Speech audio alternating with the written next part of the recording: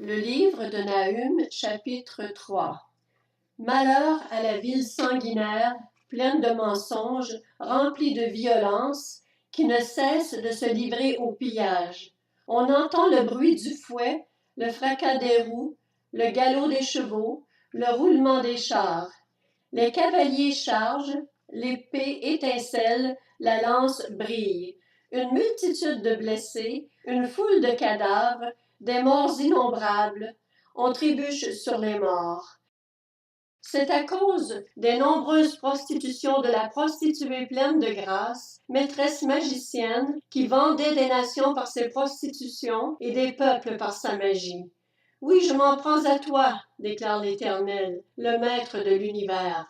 Je relèverai les pans de ta robe jusque sur ton visage, je montrerai ta nudité aux nations et ton déshonneur au royaume. Je jetterai sur toi des ordures, je te couvrirai de honte et je te donnerai en spectacle. Tous ceux qui te verront fuiront loin de toi. On dira, Nénive est détruite. Qui la plaindra? Où te chercherai-je des consolateurs? Es-tu meilleur que Noamon qui était assise au milieu des fleuves, entourée par l'eau, avec la mer pour rempart, la mer pour muraille? L'Éthiopie et les Égyptiens innombrables faisaient sa force, Put et les Libyens étaient ses auxiliaires.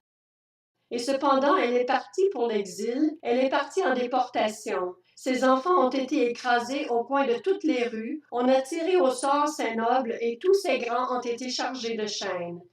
Toi aussi tu seras enivré, tu te cacheras, toi aussi tu chercheras un refuge contre l'ennemi.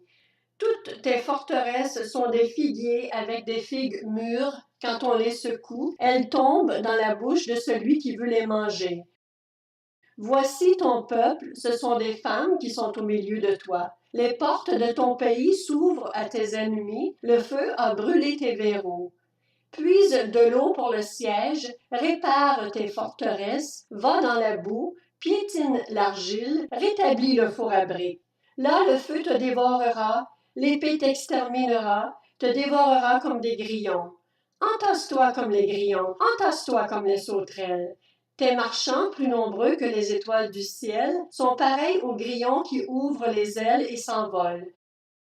Tes inspecteurs sont comme les sauterelles, tes officiers sont comme une multitude de criquets qui se posent sur les haies par temps froid. Le soleil brille, ils s'envolent, et l'on ne reconnaît plus l'endroit où ils étaient.